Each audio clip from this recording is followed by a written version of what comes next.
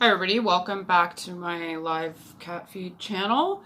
So today I wanted to do a recap of some of the lessons I've learned on the whole as I've been doing this journey of going through my old journals.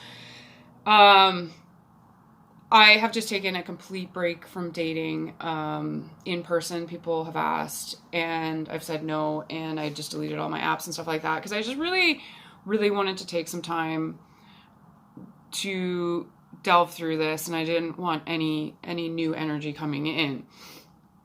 And I also started reading White Fang. Have you ever read that? I'd already read Call of the Wilds. White Fang's an amazing book. So I can relate to White Fang's journey big time. That wolf is my spirit animal. There's a quote in the book, if you experience something over and over again, it can hinder your view, which is referring to White Fang being mistreated by several different situations and just having such a small view, and the love that he felt as a puppy wolf, half wolf dog in his puppy home. Sorry, Patty doesn't like when I talk about wolves for some reason. That love that he felt as a pup is just grown so small and so deeply inside, and I could really relate to that, where being treated, and it's not just dating, there's several parts of my life, but I will just specifically talk about dating, and I'm not going into victim mentality at all. These are teachings that were much needed, and I'm very, very grateful for. But I felt small. I felt like life was small. I felt a lack of hope. I was starting to lose the joy in life. I really needed to clean that up. And good news, in the end, White Fang finds a loving home. So going back through my old journals, I'm seeing that I was just constantly in a state of drama. And compromise and anger or jealousy or hurt or confusion, whatever. Just a lot of gunky, murky emotions. And over the years, I see people meeting somebody amazing and getting married, and I'm still stuck repeating this pattern. But throughout my life, I've also been in the reality of experiencing grace, experiencing those strong moments where I feel connected to God. You can call it what you want, but there's this connection to something larger than myself, and I'm able to see myself through the lens of love and realize how much I'm shortchanging myself when I don't adhere to my standards. Your standards are there to protect you, because life isn't super easy, and to give the best of ourselves is the ultimate goal, to be in a loving reality versus a fear-based reality. So for years, I think I've been kind of vacillating between these two realities, thinking it was external things that were creating different states of mind. But a lot of people reach a point, and it's usually around this age, where you realize you gotta go inside. The answers are not outside, they're inside. And I've just really been motivated to really hunker down and do the work, because the alternative is just like Sisyphus rolling a rock up a hill. It's undesirable to me to have fun, versus, finding stability and security. Not that there's not fun in that, but I mean shallow fun. It's not desirable to me to feel, that excitement at the beginning of a relationship and stuff like that. I'm looking for something more substantial, and I'm more clear about that. And I don't feel shame about that in this world where people poo-poo commitment and marriage. Well, I mean, the city I'm in anyways, because it's a big city, and you tend to get a lot of those viewpoints. I experienced that self-doubt for so long. So I experience those two realities, this vibration of my highest good. You can call it the sweet spot. You can call it alignment with God, grace, whatever it is something that I don't have to wait till it happens to me. I can strive for it and do things each and every day that are healthy and align me with that path. That's the path. That is the path I want to be on. No more of this darker, negative, murky path that has heavy emotions. I don't want that. I want to be in a higher space. And I think in that space is where you're your most creative and where you are going to attract better people into your life. So there's that benefit of it, but there's also just the benefit of like, I want to give. I want to make the planet more peaceful. I want to cause that ripple effect. Sorry, I'm just getting over flu. I want to cause that ripple effect as well. I don't want to add negativity. I only want to really add positivity and be in this love vibration. I find I get into a lower vibration when I allow treatment that isn't respectful, when I give my power away to somebody, when I overreact, or don't react to them in a loving way. I don't communicate my boundaries in a loving, gentle way. So it goes both ways. There's the treatment that I've received that I don't like, and I've compromised myself.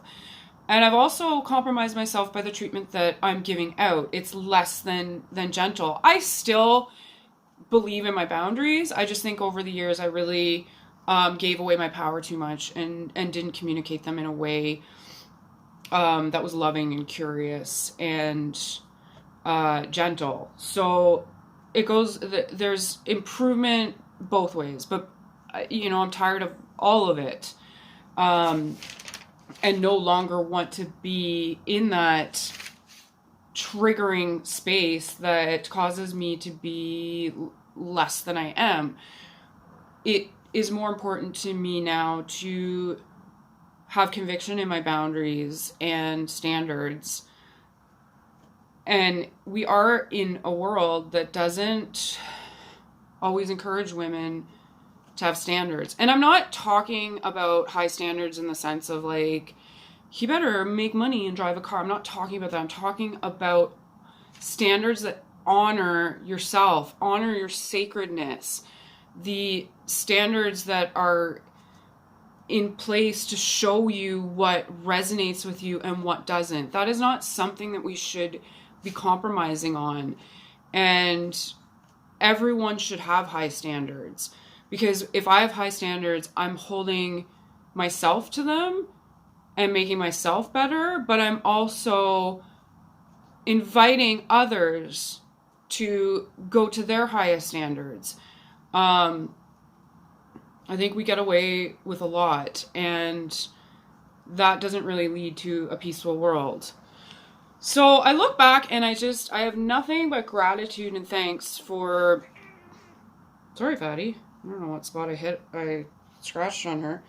I look back and I have nothing but gratitude and thanks for all the men I've dated, because they've been these amazing karmic teachers to teach me what resonates with me and what hurts and areas that I need to look at. And it's all been for my highest good, and it's polished me into who I'm meant to be. I mean, I still have obviously a far ways on my journey, not obviously with me specifically, but obviously life is just constantly a journey, and there's always like some garbage to learn. It just like never ends.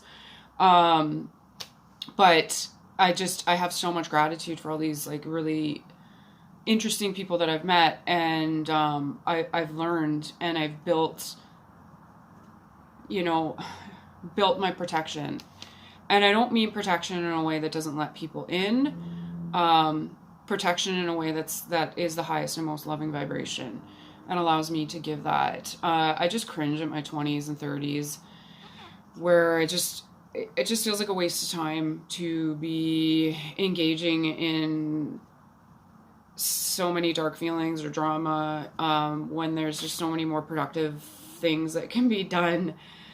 But that was where I was, right? Like I've come to firmly believe that you can only see a small part of reality. You can only see in the scope of your experience. And having a philosophy degree, I should have been more attuned with reality being a very slippery thing and reality being quite subjective. But like White Fang, I definitely got stuck in a small reality.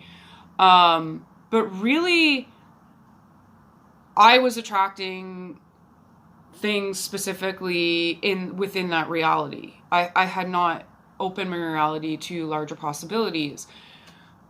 For the past couple of months, I've been reading a lot of books about men. I've been trying to understand men more, and talking to Ricky Scott and other men I know and respect. And Ricky Scott kind of cut through everything one day and said, you know, like, your experiences, Elizabeth, with like men talking about like threesomes on the first date or talking about objectifying women, those are specific to you. They're not, like, he's like, my friends never talk about that kind of stuff on dates. And I talked to my brother. My brother's like, I would never in a million years be divulging sexual things on a date. And it just made me realize, have confidence in your standards and your boundaries. And I'm sorry, but I don't agree with objectifying women. I don't think it's a very good energy to be in. I don't care what your sexual preferences are. I just do not like sex being talked about in a casual way. I find that very strange, but I've ranted about that in other videos. But I've always felt this cultural pressure to be easy and breezy. And I think that has really been to my detriment, because I believe that women are worth so much more. And I'd rather sit in my value and my alignment with God than lower myself to something that I find offensive. You can agree or disagree with that. That's fine. That's my own personal philosophy, and I just don't need to make apologies or excuses for it anymore. I think sexuality is a very sacred thing, and I don't think it's treated as such, and I'm sick of it, I guess. And yeah, there's just like a lot. I could ramble on about that, but I do want to end this at some point. So going back to what I was originally trying to say is that there are things outside of your scope. If you've been in a state of mind for a really long time, you're not even, you just don't even have the key to what is possibly out there. And just even having this awareness really was a shift for me, where God can show me the mountain. And Greg Braden talks about this a lot. He has a couple books where this is like a theme that he goes into again and again. What if there are things that we don't allow because they're not in our paradigm? It doesn't make sense with our frame of reference. What if there's a whole separate reality where we attract delicious, good, loving stuff? We allow the things that are new because we can now recognize them. So I am open to that. Open to that reality of grace, that reality of my highest good, that reality of alignment with God, where possibility is much larger. And my bottom line is that I am motivated more than ever to live intentionally, and when I start dating again, to date intentionally.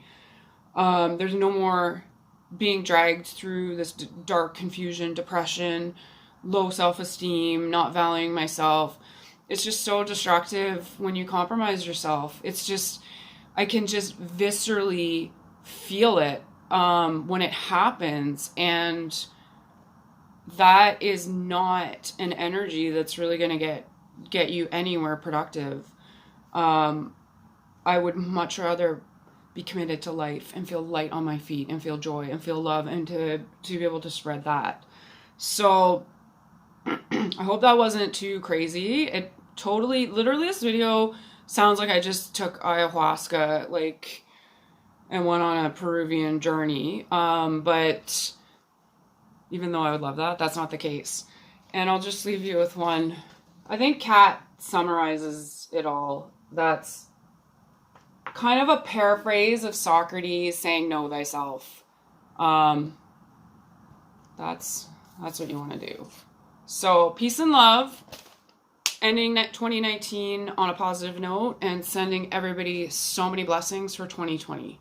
And Fatty, do you want to just maybe get the last? Okay. All right. Thanks. Bye.